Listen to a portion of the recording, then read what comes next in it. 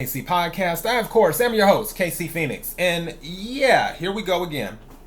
So I decided to look at this. For those who watch this podcast or listen to this podcast for the news stories, I just get them from random sites. I've been doing a lot of daily dots lately because those are usually the funniest to me. But also I use other news websites with odd news stories, and the AP is one of them. So, KIRWKC.com, main podcasting platform. Podcasts carried everywhere. Also, KIRWKC on all the social media platforms. I'm most responsive on Twitter. So, yeah. Now, let's get into the story. Because the first thing that comes to my mind is, did we not learn anything from the 6 Jurassic Park movies that we've already seen? That's the question. So, bring back DoDo. Ambitious plan draws investors and critics. Okay, so let's go ahead and get into this. It says, the dodo bird isn't coming back anytime soon, nor is the woolly mammoth, but a company working on technologies to bring back extinct species has attracted more investors, while other scientists are skeptical such feats are possible or a good idea. Colosso Biosciences first announced its ambitious plan to revive the woolly mammoth 2 years ago, and on Tuesday said it wanted to bring back the dodo bird too. The dodo is a symbol of man-made extinction, said Ben Lamb, a serial entrepreneur and co-founder and CEO of Colosso.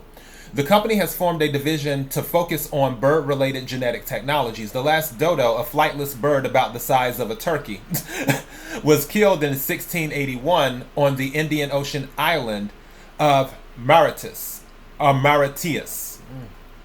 The Dallas company, oh, they're in Dallas? Go figure. Which launched in 2021, also announced Tuesday it had raised an additional $150 million in funding. To date, it has raised $225 million from wide-ranging investors that include United States Innovative Technology Fund, Briar Capital, and InQtel, the CIA's venture cap. The CIA has a venture. Wow.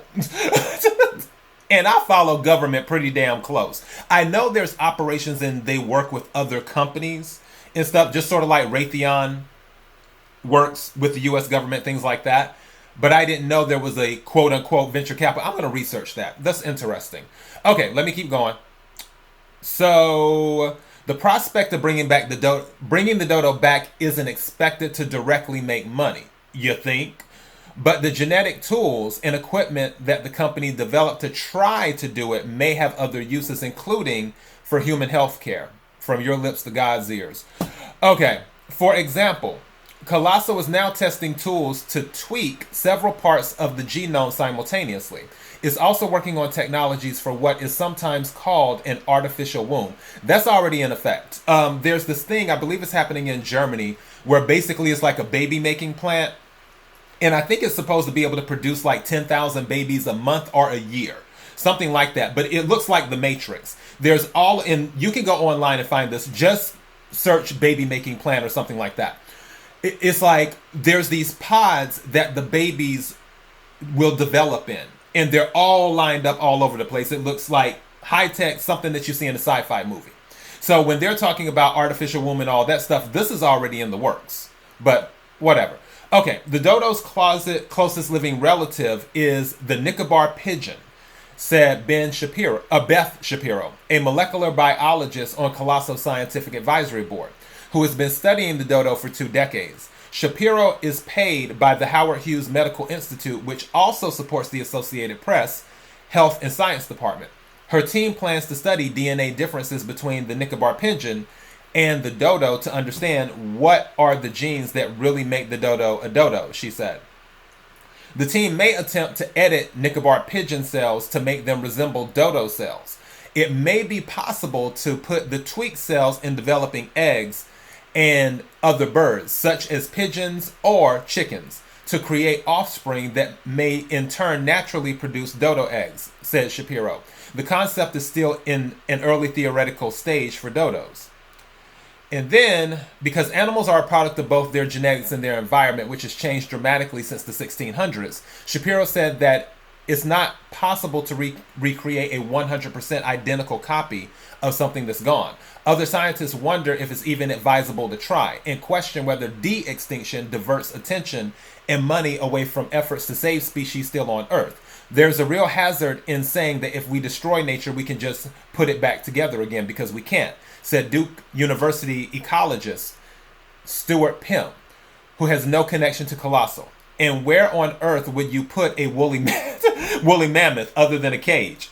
Asked Pym. I mean, okay, I don't know about that. I think he's being a little bit too pessimistic. And not that I'm fully endorsing this, because again, when they're talking about switching up the genetics, remember in Jurassic World, where what they did, they created the Indominosaurus, and they took like other stuff, and like during the movie, oh yeah, spoiler alert for those who haven't seen Jurassic World, but during the movie where they were going after, and they got the velociraptors to help them go after the Indominus Rex, and come to find out, the scientists had put the velociraptors' DNA into creating the Indominus Rex. So when the velociraptors came to try and attack it or do this or do that, they started talking to each other. The raptors teamed up with the Indominus Rex, and then, so this is what they're basically talking about doing for the dodo, saying, okay, well, we're just going to take this from the pigeon, put it into the code, and then hopefully that'll give us something, but at the same time, they don't know fully what they're going to get. Just saying. Let me skip past this part and get to the last part, because this is kind of long. Okay, so on a practical level, conservation biologists familiar with captive breeding programs say that it can be tricky for zoo-bred animals to ever adapt to the wild. It helps if they can learn from other wild animals of their kind, an advantage that potential dodos and mammoths won't have, said Boris Worm, a biologist at the University of Dalhousie in Halifax, Nova Scotia, who has no connection to Colossal. Preventing species from going extinct in the first place should be our priority, and in most cases it's a lot cheaper, said Worm.